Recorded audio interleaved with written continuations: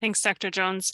So I have the pleasure of introducing Dr. Amelia Wendt, who graduated from the University of Minnesota Medical School and also graduated psychiatry residency from the University of Washington psychiatry training program, and is now, as we were talking, some of you might have heard us as you were joining, she is a women's mental health fellow, which is a very cool position and lots of learning at the University of Washington.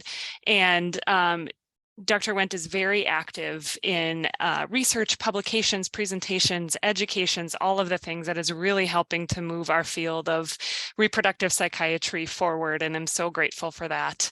And as Dr. Jones stated, we've each had the privilege in partnering with her on different projects, including with Dr. Jones discussing and the treatment of opioid use disorder in pregnancy in the perinatal period.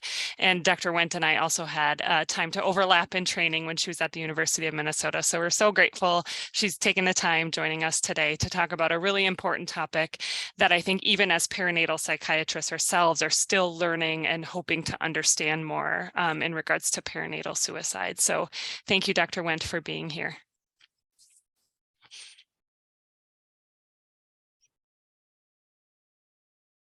You were saying, and really excited to be back. It's been fun to join the echoes, even from Washington. I feel like parts of me are in Minnesota. So I'm excited to talk with you all today. I will go ahead and share my screen in presenter view. And I'm actually having some not great internet, so just ahead of time I'm going to stop my video, but you'll know what I look like, so hopefully it will stick with us. And I'm going to be talking about perinatal suicide today, and pretty informal, and I'm not going to be monitoring the chat, so I guess there's time for chat questions later, but you can also, if you need clarification, just interrupt and I'll answer your question. So our outline for today, I'd like to talk a little bit about the prevalence of perinatal suicide, some risk factors, review some prevention and intervention strategies, and then talk about what does addressing those risk factors and safety planning actually look like kind of on the ground in our clinic visits. So just in general, as I say, oh, we're going to talk about prevalence. Well, the measurement of perinatal suicide is actually pretty difficult. You can imagine this is for a number of reasons. One good thing is that suicide is a rare outcome in general, but rare outcomes are more difficult to measure. It is important and occurs, and we want to measure it, but since it's rare, it's harder to measure. There's also, over the years, been really a lack of standardization in terms around perinatal deaths and around perinatal suicide, and really a lack of uniformity in methods of determining maternal deaths. And it was actually only in 2003 when they started adding this checkbox where you could check if a person was pregnant or within a year of pregnancy ending on the death certificate. So, we don't have really great data before that. And even after the checkbox has been added on these death certificates, it doesn't always get checked, things are missed. And so the data that we have is not always as complete as we would like. And also different states and different countries measure it a little bit differently. So not always great data, but we do the best with what we have. For a while, there was kind of this thought like, oh, you're glowing with pregnancy. There are so many exciting good things happening, that pregnancy itself, or the perinatal period itself, was protective against suicide. And it could even sometimes feel hard to fathom, like, how could someone who's pregnant or postpartum be struggling with suicidality? And some of the older data said, oh, maybe there is this protective time during pregnancy. Some of the more recent data shows that is not so much the case. It does look like the suicide rate in pregnancy is slightly lower than that in non-pregnant women, but still occurs. But it's still a leading cause of maternal death in pregnancy and the first year postpartum, even though it's a rare outcome. And that's because usually, these are women who are young, otherwise healthy. And so people aren't usually dying during pregnancy or postpartum. And so this rare outcome is still a leading cause of maternal death. The data we have suggests that suicide accounts for about 20% of postpartum deaths. And then I also just want to use a disclaimer kind of about my language. A lot of the data is refers to moms, mothers, women, so I will use kind of what the data has shown us, but wanting to be thoughtful around the term like a birthing person, pregnant person, to try to be a bit more inclusive of everyone's experiences. I'm probably preaching to the choir here, but why does this matter? Why are we talking about maternal mortality, perinatal suicide? Well, maternal mortality is really a marker of population health for a number of reasons. And probably heard this as well, but maternal mortality rates in the US are some among the highest of developed countries, and actually have increased over from 2000 to 2014, which is super surprising, right? Because our healthcare system we're only having more developments, more interventions, more strategies, and yet we're still not really addressing and decreasing this number. Here are some kind of definitions that are often used in the maternal mortality, perinatal suicide literature when reviewing these deaths. So there's this whole kind of umbrella of pregnancy-associated death. This is a death that occurs during pregnancy or within 1 year from the end of pregnancy, kind of irrespective of the cause. And then maternal mortality review committees usually will evaluate whether that death is a pregnancy-related death. And so this is determining that the death during pregnancy or within 1 year of pregnancy ending was related to a pregnancy complication, a chain of events initiated by pregnancy, or the aggravation of an unrelated condition by the physiologic effects of pregnancy. So the question there is, if this person hadn't been pregnant, would they have died? And that's often how this group of professionals determines whether the death was pregnancy related. And then there's maternal death, which is usually more in pregnancy or kind of that early postpartum period. And then they also classify late. So kind of that later postpartum period, more than 42 days, but less than a year after the end of pregnancy. Yeah, there won't be a test. You don't have to remember all those exact definitions, but it can be helpful. A bit more about the prevalence we have. So when we averaged out from the studies, it looks like about 20%, but the range was 13 to 36 of maternal deaths were attributed to suicide when you really extend that postpartum period to 1 year.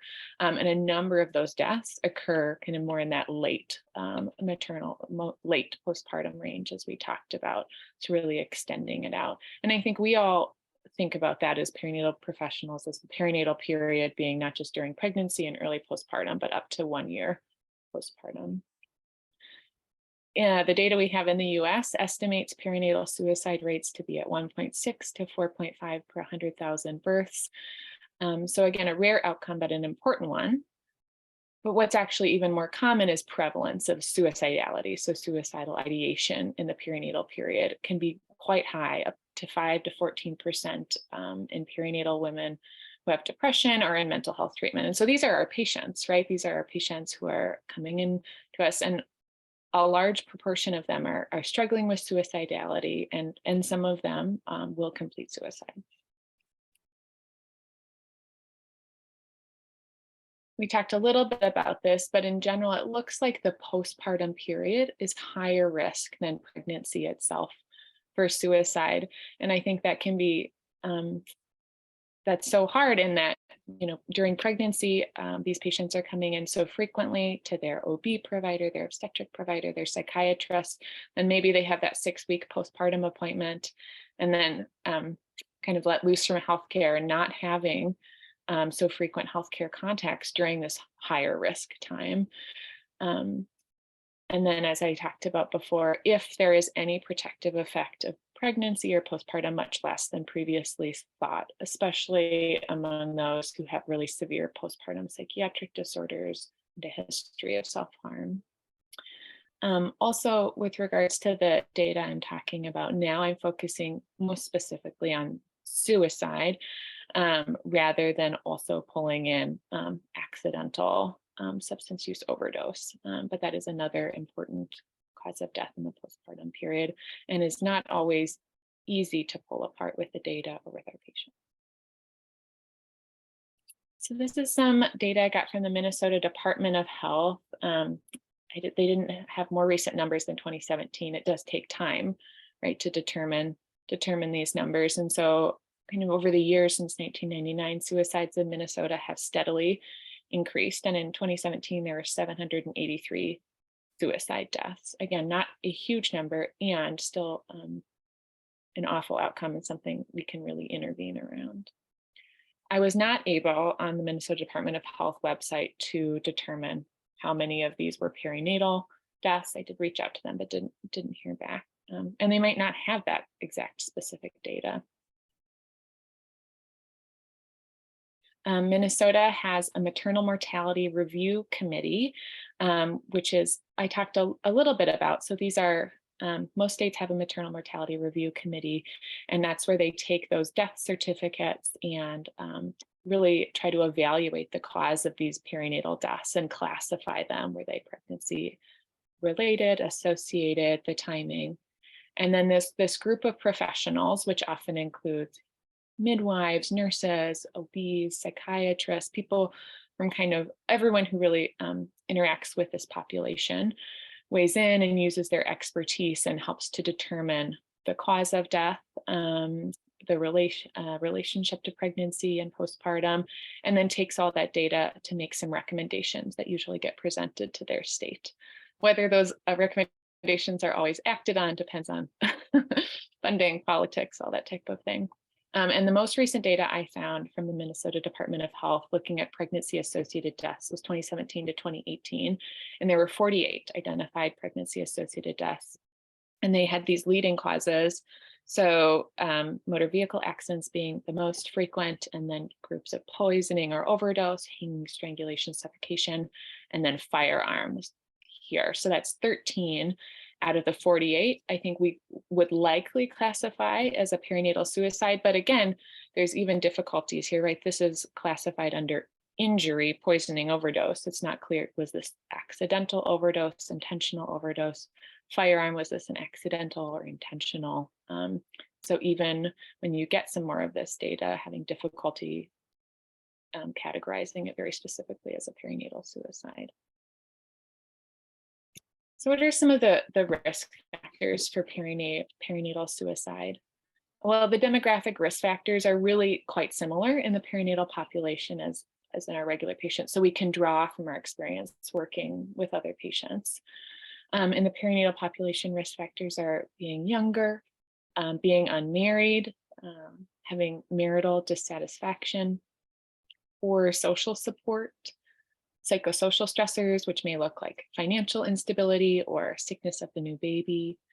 Some of the strongest risk factors are psychiatric comorbidity. So for example, having a history of depression or being in a current depressive episode, past or current substance use.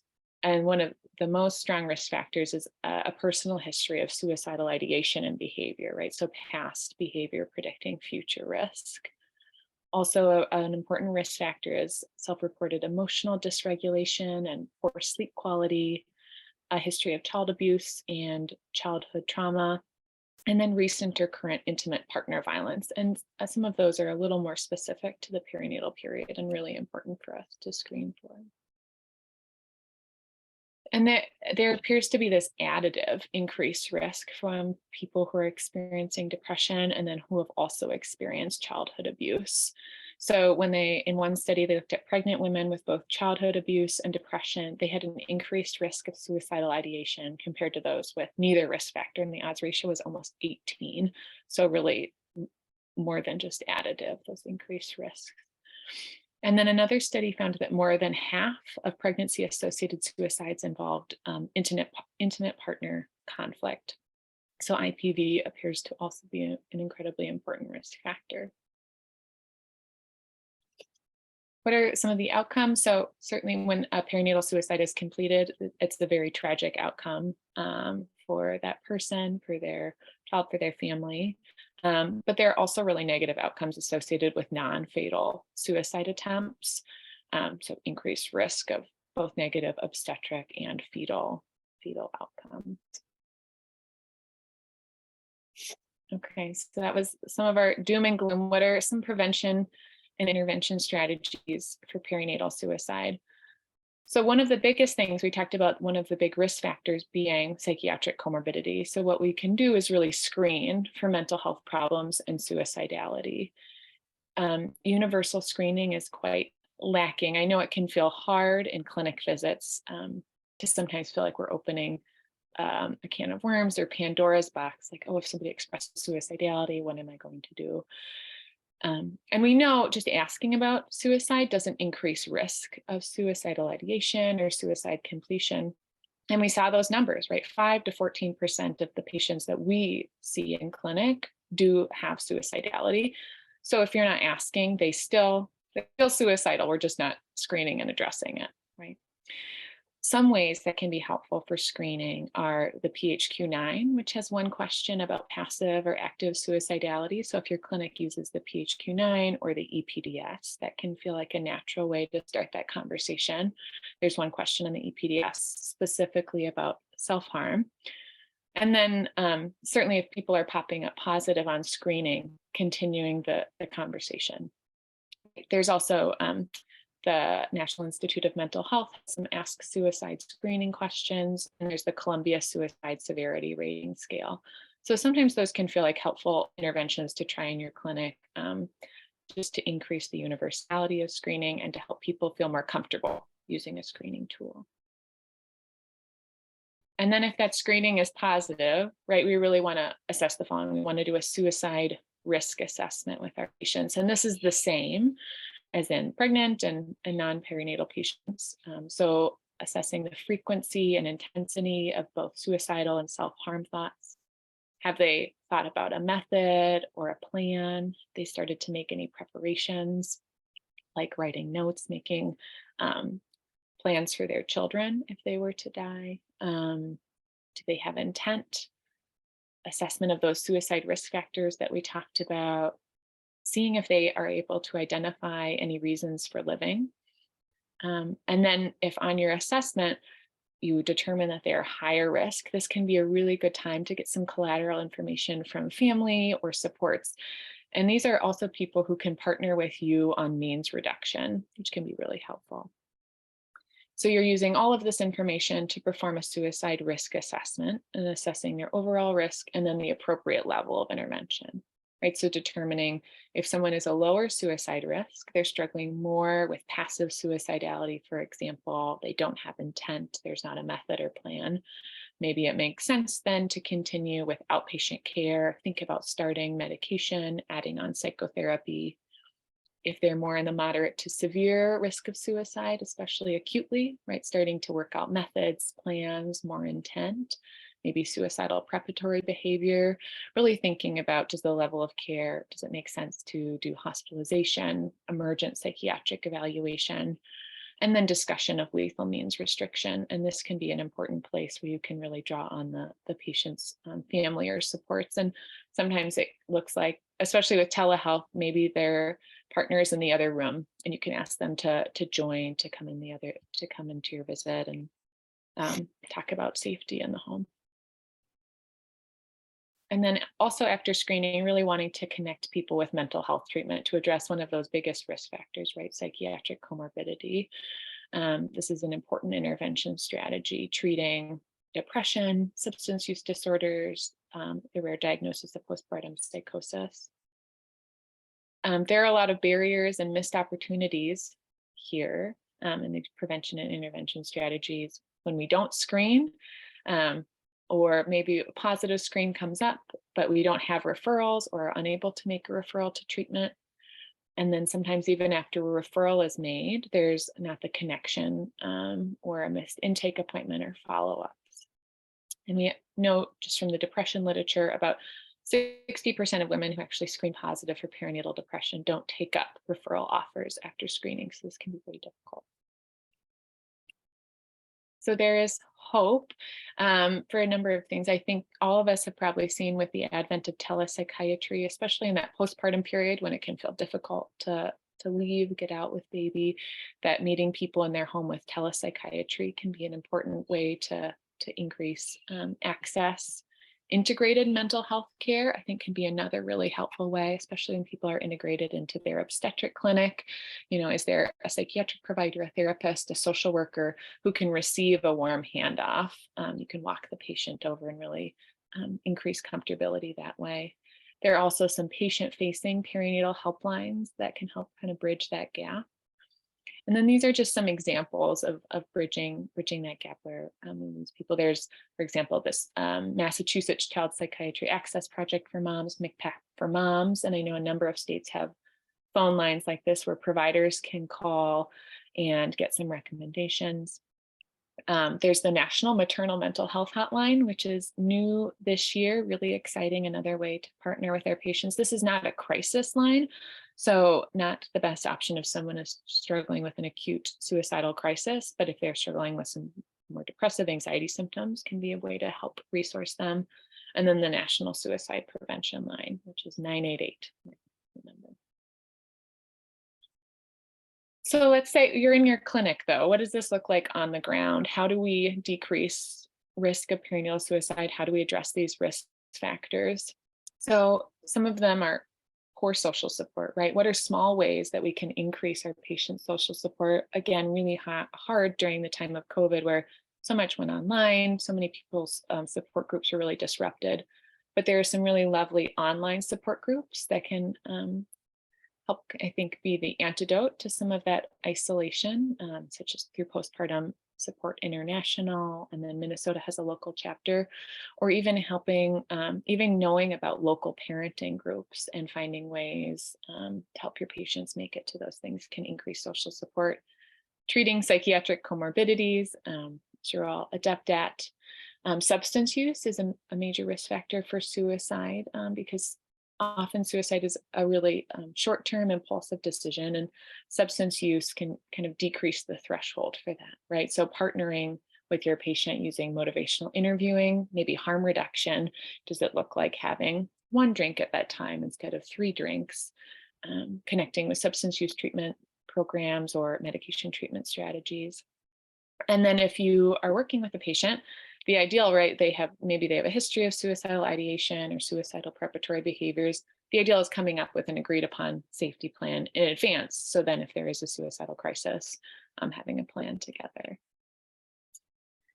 Thinking about safety planning, obviously the ideal is to do this kind of in advance of an acute crisis. One thing I really like to do, since so many of us have our phones with us at all times, is during a visit having my patient put the phone numbers in their cell phone as a contact, right? Because when somebody is often struggling with acute suicidality, it can feel hard to bring the frontal lobe online and look up these numbers or remember them. But if they're in our phone, it can feel more accessible. The safety plan should be written down, ideally in a few locations. So maybe having it in a note on the patient's phone or using an accredited smartphone application. I like the application Virtual Hope Box. It was developed by the VA. It's free, but it's not just for veterans. And I think it's pretty accessible for people. Some other risk factors. This is one of my soapboxes as a psychiatrist. So means reduction is one of the most important things we can do to decrease the risk of perinatal suicide, because we know anything that makes it harder or increases the time between that thought of suicidality and actually the action can help decrease risk. So does that look like removing guns from the home, even just storing ammunition separately, getting rid of old medications, ensuring no stockpiles of medications? I talk to my patients about there's no need for a Costco-sized bottle of acetaminophen in the medicine cabinet. And I found actually one way in for these conversations is to center on how it improves child safety in the home. And sometimes people are able to hear that a little bit better. Also for the risk factor of emotional dysregulation, supporting our patients in getting into psychotherapy or DBT. Poor sleep quality is often pretty universal, right? Especially in that postpartum period. But seeing if there are any small sleep protection strategies that we can help our patients with. So does this look like their partner or other support person taking an evening shift, even just a nap during the day, helping patients improve their own sleep hygiene. So even if they're only getting 4 hours, the 4 hours that they get is more restful.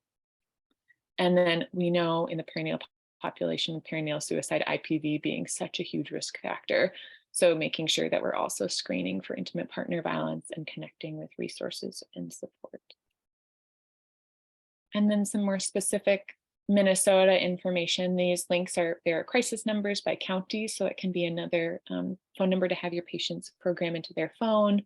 Minnesota also has a crisis text line, which can be helpful. Sometimes people like to text rather than call. And then Minnesota, I was excited to see, has a suicide prevention task force, and as well as a maternal mortality review committee.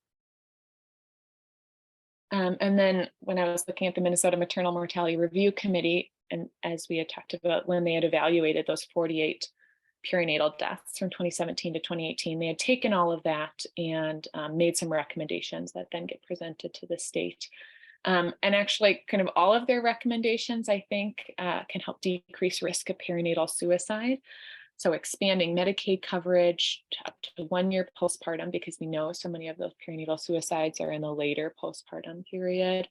Number two is really, I think, the most targeted with perinatal suicide. So supporting statewide improvements for birthing people with substance use disorder or mental health conditions, referring them to behavioral health services, increasing funding.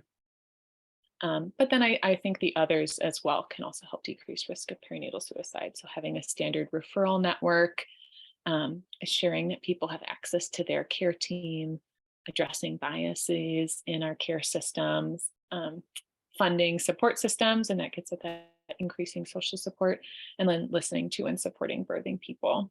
But yeah, that second one I think really gets at the risk factors, especially in Minnesota. And yeah, that is my talk on perinatal suicide. You know, a rare outcome overall, a tragic outcome, and something that we can partner with and support our patients around. Thank you, Amelia. We do have one question in the chat from Corrine Larson. Any data on whether developing a safety plan decreases risk of attempts or completed suicides? Yeah. So I think that's a great question. I don't think we have specific data in the perinatal population that I am aware of. I do know, for example, though, that VAs adopted making safety plans when people are discharged from their emergency room, because there was some data in the VA system that having like a safety plan with a provider might decrease some suicidality. So that's the data I am aware of. I think intrinsically, you know, it kind of makes sense to us that having a plan and talking about it ahead of time would decrease risk. But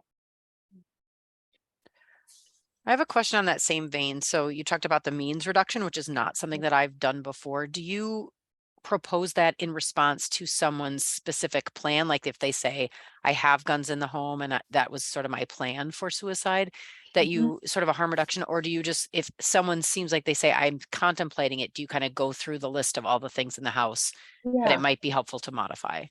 yeah. So I always actually two parts. So when I'm meeting somebody for the first time, whether or not they have suicidality, I always screen for guns in the home.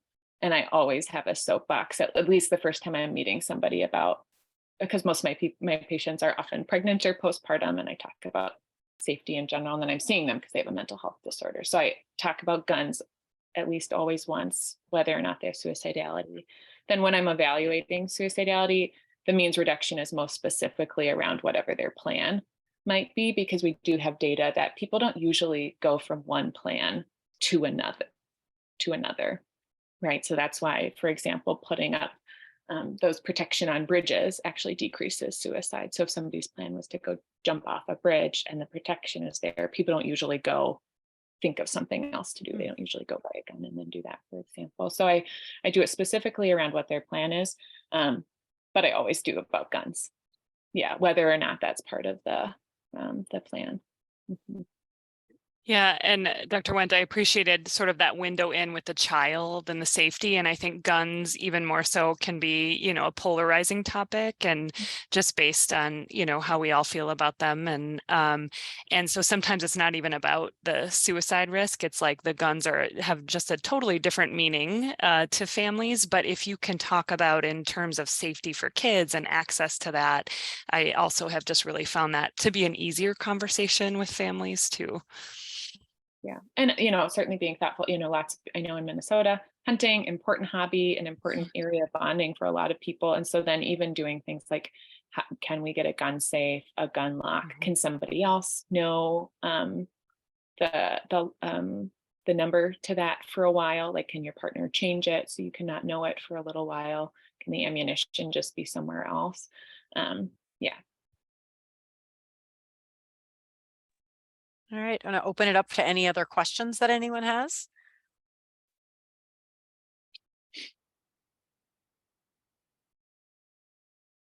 All right, well, we're waiting. I know we're going to talk about the case a little bit. I also want to just comment a little bit on the Maternal Mortality Review Committee, and thank you for presenting that data as the co-chair of that committee. I'm very excited to always see those data made available. But I think the frustrating things are, it takes a long time to evaluate those deaths. We have to go through so much information and gather so much information. So, we're just now working on 2019 and 2020.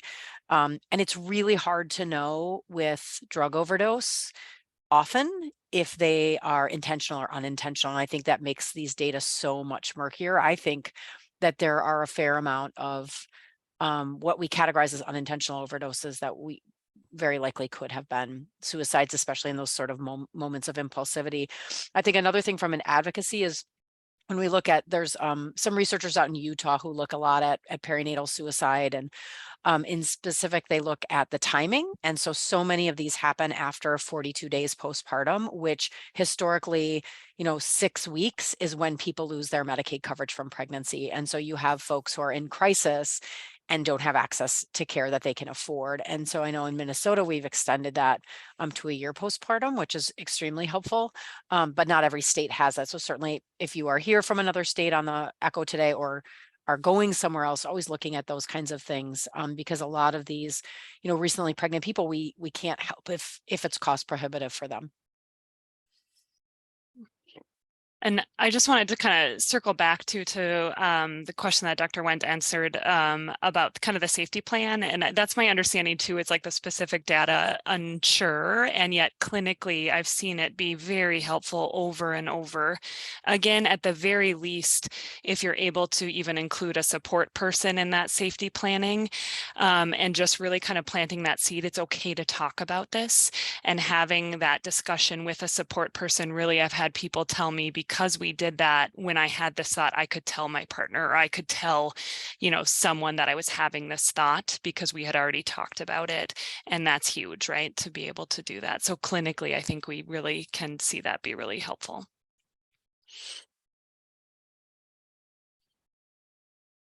All right, should we go ahead and pull up our case for today? I know this is a case that was submitted by Dr. Thorsness, so I will hand it over to her to kind of go over this. We encourage everyone's participation in this. You don't have to be a perinatal psychiatrist to kind of weigh in. I think we've all seen this on a patient or personal level. So anyone who wants to weigh in or ask questions, feel free to do so. Yeah.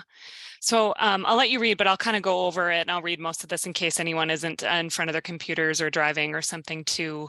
And I just want to preface it also. So this is a case that I saw as a perinatal psychiatrist, right? And so I wanted to have part of the discussion to be, not all of us have that time and that privilege and some of the resources that I had access to with this case. And so I hope it can just kind of bring up kind of some conversation that we can generalize to other clinics as well. But this patient was age 22, and at the time I saw her was about 6 months postpartum, no other kiddos besides the 6-month-old infant at home. She was single, cisgendered female. She did not identify culturally or racially in any way. She actually was not sure, but her mother was Latinx and her father was Black. And so she was just kind of in a stage of life that she wasn't sure, actually, when I asked her that. But this is the first time I saw her PHQ was pretty high, and had scored, she had noted potential thoughts of suicide on that screen that Dr. Wendt had mentioned. She had recently left her partner, and who was the father of baby, due to some IPV. Pretty limited social supports outside her domestic violence advocate that she really had found a good connection and support from. History of one outpatient treatment for OUD at age 19. Some intermittent use following this. It was kind of unclear the first time I met her, not exactly sure the timeline of that, but definitely no use since the pregnancy with her current baby. Some increase in cravings at times. Past psych history was notable for depression at age 19, kind of around this use period, which resulted in one hospitalization for SI, or suicidal ideation. Currently endorses symptoms consistent with a major depressive episode. Also some self-injurious behavior, or SIB, of some cutting. She was clear it wasn't to, when she cut, it wasn't to end her life. It was to sort of relieve some pain and stress that she had been feeling. And yet that was kind of new for her. Some passive thoughts of suicide. And so kind of when you hear us say passive thoughts, usually that means there's no clear plan or intent, but sort of this, like hers was, if I got hit by another car, it wouldn't be the worst thing. And then would kind of go on to say, my baby maybe deserves a better mom anyway. She wasn't on any medications. She really, just given the pretty clear toxic stress in her life and just kind of under-resourced, under-resources, she declined individual therapy and was very clear in declining a higher level of care at that time, as she didn't have anyone safe to watch her baby. She had severe financial stressors. She just started a new job that she really could not miss. And of course, I was running late in clinic. And so she really needed to kind of leave sooner than later to go pick up her kiddo from daycare. And so, was open to support, but also really was not able to, certainly didn't want to go to the hospital, understandably. And really, I was thinking about even a higher level of care, and just she in her life at that time could not make it work. So I was sort of thinking about, wow, how do I keep her safe, but also keep hopefully building a therapeutic alliance and sort of trust with her that she'll come back and we can continue this, and to honor her choices too. But again, our kind of that safety it was my number one priority. So I can go into more of kind of what I thought about, or what I ended up doing. But the point is that I think this is familiar to many of us in clinic, and it's certainly if you're an OB or a midwife or primary care, this can be thrown at you when you really have a lot less time and resources. So, how do we partner with her in a way to keep her safe, but also screen and think about what is her level of safety? So one of the things that stuck out, that I don't know if anyone wants to comment on, but she had quite a few risk factors that Dr. Wendt had pointed out. So certainly the IPV, younger age, unmarried, kind of lack of social supports, financial stressors, comorbidities, this history of suicidal ideation, right? And then this current self-injurious behavior, which is really a big red flag when I hear about that too.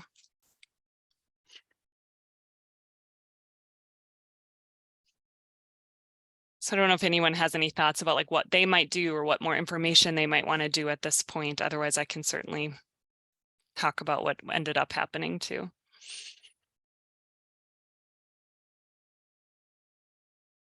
So one of the things that we had mentioned in a talk a while back at one of our echoes is when I find myself feeling, oh my gosh, there's so much to tackle here, I don't have a lot of time, how can I be most helpful and supportive? I go back to those 4 S's. And if anyone wasn't here for that talk, kind of the treatment approach and sort of perinatal for sure, mental health, but probably any mental health support is structure, sleep, support, and safety.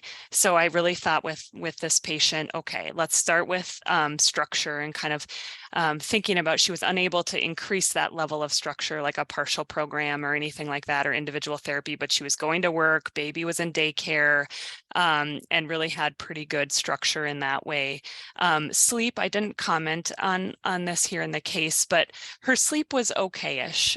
She was feeling pretty anxious, but there definitely, she would have some middle insomnia as well as some terminal insomnia too. So really kind of thinking about how could we partner with her in that. Supports. And so for her, we actually ended up calling a friend.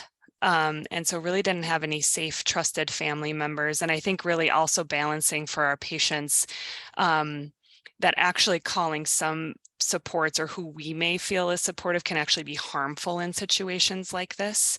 And so really kind of working with her and kind of hearing about, well, who watched baby, right? So she had daycare, but sometimes on a weekend shift, I just sort of asked who shows up for you sometimes. And there was this friend that we were able to call, which I can talk more about later. And then safety, of course, and that's what we're talking about right here. But before we even get to that last S of safety, I think about, so we were able to kind of make a plan to target sleep for her. And then again, that support, this friend was so wonderful. We called her on the phone and she was able to say, oh my gosh, I will be there all weekend with you. I'll come and stay all weekend. And, Em knew that she would probably say that, but to give her that permission to say, how about we ask her together? And we were able to actually then do a safety plan together. And like Dr. Wendt had said, kind of means reduction, particularly for that, even though she didn't have a specific plan, I also always talk about kind of guns and stockpiles of pills are kind of the big ones that we could talk about. And so we made this plan together, and then close follow-up. So I was also able to kind of work with my nurse partner, which was super, super incredible that we were able to bring the nurse partner in. She had time that could, with Em's permission, to be part of the safety planning. So there was sort of a familiar face that when she would call back or have check-ins. So questions or thoughts, kind of, I don't want to keep talking more about everything, but kind of, I know that doesn't always work in everyone's practice, but I think the support was huge. And I agree with Dr. Wendt. And it also feels like, as the provider, it feels a lot on your shoulders, right? And as a provider, it is our responsibility. And the more we can sort of engage other people, safe people in their lives, can just feel relief on our part as well. I really like that you went back to those S's, which again are not something that's necessarily familiar to those of us in OBGYN, but the idea of even if you can just pick away at one of those or two, because it's not how I would have thought about it. I would have just felt that sense of overwhelm. So thank you for bringing that back in. I think it's such a nice thing, and I have to remember to bring that in when I'm seeing these patients for the first time. I also just wanted to comment too, just on how the current structure of society doesn't support these folks. So, such simple things. If we could have, and there are places like Red Leaf that certainly do, right? But if there's someplace that had daycare for her there, right? So she could have picked up the kid from daycare early and had the child there and been able to spend that time with you. Mm-hmm. Or if we had evening appointments so that she wouldn't have to miss work, because it's in so much of society, you can't pick up your kid late from daycare and you can't miss work. And so I think, especially for those learners that we have on when you're sort of developing new programs or thinking outside the box, those are really two things I think for prenatal care and for mental health and for substance abuse treatment are like the things I hear time and time again why my patients can't come. Mm-hmm. And then if they don't show up, not only do they not get the care they need, they get pegged as non-compliant, and it introduces a whole nother level of discrimination into their care. Absolutely. And actually, kind of fast forward a couple weeks, we were able to partner with her in a way that she was able to start our partial program because we got a child care scholarship for her to kind of utilize in a way that felt safe to her during this program. And then also the work thing, we're able to partner with. But you're absolutely right. We can feel stuck in a lot of system ways too in trying to support these families. So is that a child care scholarship that's through your program? Yeah, which we don't, kind of advertise it necessarily, but certainly when there's situations like this, and we were actually able to pay her friend, who is a safe person, to kind of help and pay her to do some of the daycare, which was really nice. Oh, that's wonderful. Mhm. I have a quick question. How were you able to pay the friend? Yeah, and so I basically through funds that we've raised and fundraising things at Red Leaf here. We have a lot of philanthropy, which we're grateful for, and I think to Dr. Jones's point, is not sustainable, right? And it's also this like, we can't give it to everybody, but it's like, where do we draw the line in this? And really, I wish we could just give it to everybody, but it's basically through fundraising funds that we had used.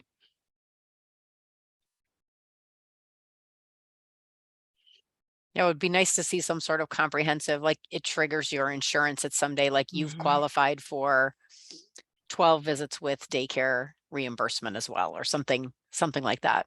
Yeah, because Someday. yeah, the work was a whole nother piece, right? She had just started, so she didn't qualify for any like leave or anything like this. And so I was also trying to, write her a letter, but not be too specific, but specific enough that she could have medical leave. And it's just, it's complicated. It's so complicated.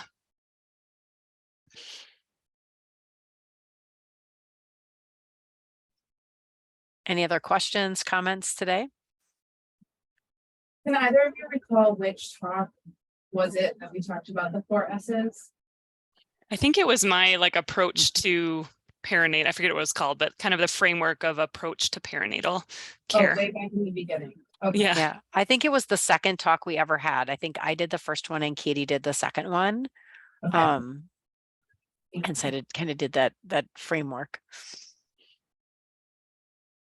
Yeah, and so much of this ties into some of the other talks we've had on insomnia and anxiety and sleep, and so much of that kind of plays into this case especially as well.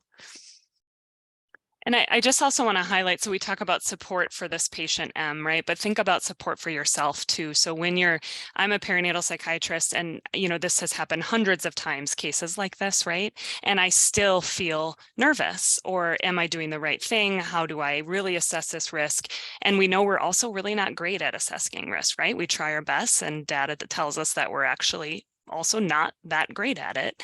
And so looping in colleagues, I got my nurse partner was available, but really if there's anybody that you can also just kind of loop in or kind of debrief after a visit like this. I know time is really precious, but I would really encourage people after, cases like this to even just check in with a colleague or someone to kind of hold it with you, right? And it's really, really important.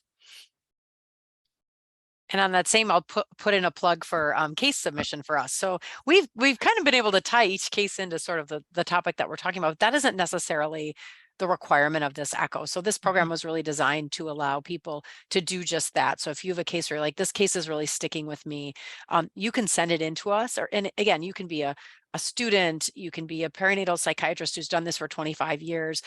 There's always I learned something new every time I bring a case on the perspective. So if you have a case that you see that you want to just send in and say, I want this, you can have a specific question, or I just want to get other people's insight on this. It just has to be de-identified in a way that we can discuss it in this venue. But I think that helps a lot. And it certainly helps a lot with substance use treatment cases for me, just sort of getting those different perspectives.